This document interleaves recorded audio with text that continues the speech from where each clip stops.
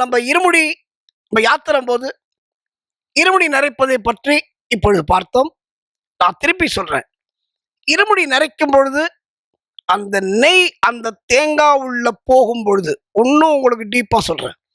அந்த தேங்காய் உள்ள நீங்க ஃபனல் வச்சு நெய் ஊத்துறீங்களோ, டம்ளர்ல நெய் ஊத்துறீங்களோ எப்படியோ, ஆனா உங்களுடைய கான்சன்ட்ரேஷன், உங்களுடைய முழு கவனமும் அந்த முத்திரை தேங்காயில் மட்டுமே இருக்க வேண்டும் என்று நான் பணிவோடு சாமிமார்களை கேட்டுக்கொள்கிறேன்.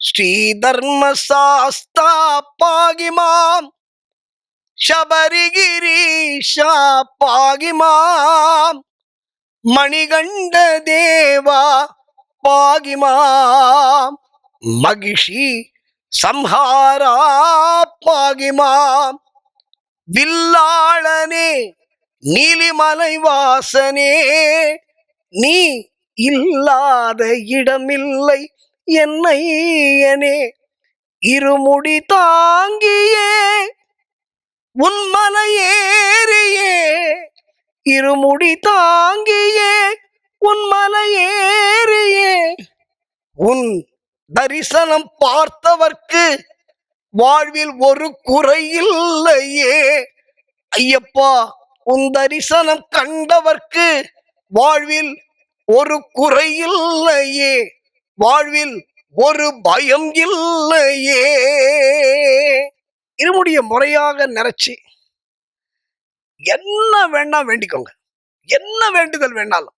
ஒரே ஒரு விஷயம் என்ன தெரியுமா, ஐயப்பன்ட்ட மிகப்பெரிய வள்ளல் அப்படின்னு சொன்னேன். அள்ளி அள்ளி அள்ளி தருகின்ற வள்ளல் நான் ஏற்கனவே சொன்னேன்.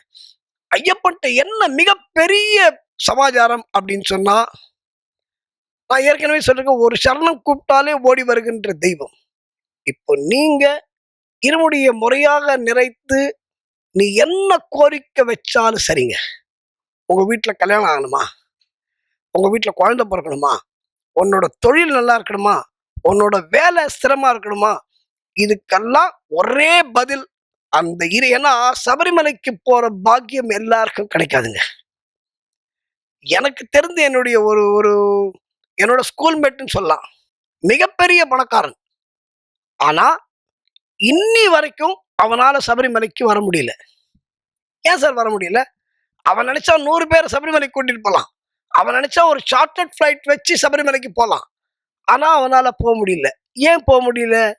ஐயப்பன் கூப்பிடல, ஐயப்பன் ஆசைப்படல. நான் ஒரே ஒரு விஷயம் சொல்றேன். இன்னைக்கு பாருங்களேன், நிறைய பேர் கடன் வாங்கிட்டு சபரிமலைக்கு போறவங்களாம் இன்னைக்கு இருக்காங்க. நிறைய பேர் எனக்கு தெரிந்து, எனக்கு ஒரு பூ வியாபாரி ஒருவர், காய்கறி வியாபாரி ஒருவர், நிறைய பேர் இருக்காங்க. அவங்கெல்லாம் கடன் வாங்கிட்டு சபரிமலைக்கு போறாங்க. நிறைய பேர் நான் உதாரணமாக காட்ட முடியும். அப்போ என்ன அர்த்தம்? ஐயப்பன் அவங்கள பார்க்கறதுக்கு ஆசைப்படுறான்னு அர்த்தம். அப்போ நீங்க அப்படின்னா எங்களெல்லாம் ஐயப்பனுக்கு பிடிக்காதா சார்? அப்போ அப்படி என்ன சார், தெய்வத்துக்கு என்ன சார் அப்படி ஒரு பேதம்? என்ன பிடிக்கல அவனை பிடிக்குது அப்படின்னு கிடையவே கிடையாது.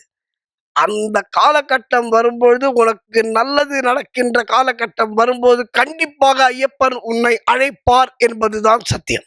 இந்த சபரிமலைக்கு போறதே நமக்கு ஒரு பெரிய பாக்கியம் அப்படின்னும் பொழுது, அப்ப அந்த இருமுடி கட்டும் பொழுது நீ என்ன கோரிக்கை வைக்கிறாயோ அந்த கோரிக்கையை ஐயப்பன் சத்தியமாக நிறைவேற்றுவான். இருமுடி தாங்கியே உன் மலை ஏறியே தரிசனம் கண்டவர்க்கு வாழ்வில் ஒரு குறை இல்லையே. ஒரு குறை இருக்காது. இருமுடிய அந்த தேங்காய் எடுத்து பயபக்தியோட அந்த பையில வச்சு, முதல் முடியில அதை வச்சு, முக்கியமாக காணிக்கை. நிறைய பேர், சில பேர் அதை மறந்துடுறாங்களான்னு தெரியாது. நான் மறக்கிறவங்களுக்கு சொல்லலை. அந்த காணிக்கை கண்டிப்பா ஐயப்பனுக்கு போகணும். அதனாலதான் பள்ளி கட்டு சபரிமலைக்கு கல்லும் முள்ளும் காலுக்கு மெத்தை, நெய் அபிஷேகம் சுவாமிக்கே, கற்பூர தீபம் சுவாமிக்கே, காணி பொண்ணும் சுவாமிக்கேன்னு ஒரு வரி வரும் இந்த ஐயப்பனோட கோஷத்துல. காணி பொண்ணும் சுவாமிக்கே. காணி பொண்ணு அப்படின்னா நீ தங்கம் வைக்கணும்னு அவசியம் இல்லை.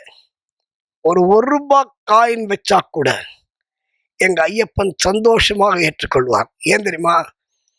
ஐயப்பனோட ஃப்ரெண்ட் லிஸ்ட்ல நீ வந்துட்டேன்னா, நீயா டெலிட் பண்ணாலே ஒழிய அவன் டெலிட் பண்ணவே மாட்டான் அவன் பேரை.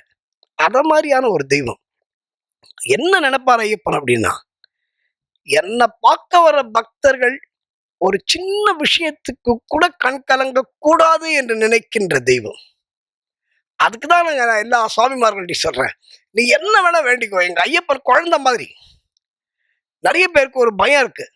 சார் ஐயப்பன் ஒரு கடுமையா தண்டிப்பாராமே அப்படின்னு நிறைய பேருக்கு பயம் இருக்கு. அந்த பயமே எங்க ஐயப்பன்ட்ட வேண்டாங்க. ஐயப்பன் குழந்தை மாதிரிங்க. குழந்தை மாதிரி. இப்போ நம்ம நம்ம நம்ம வீட்டு குழந்தைய வந்து இப்போ எதிர் வீட்டுக்கு காமிச்சு, டேய் நான் உனக்கு ஒரு சாக்லேட் கொடுக்குறேன். அந்த மாமா ஒரு புக்கு கொடுப்பாரு, அதை வாங்கிட்டு வா அப்படின்னு சொன்னா அந்த குழந்தை உடனே கேட்கும்ல.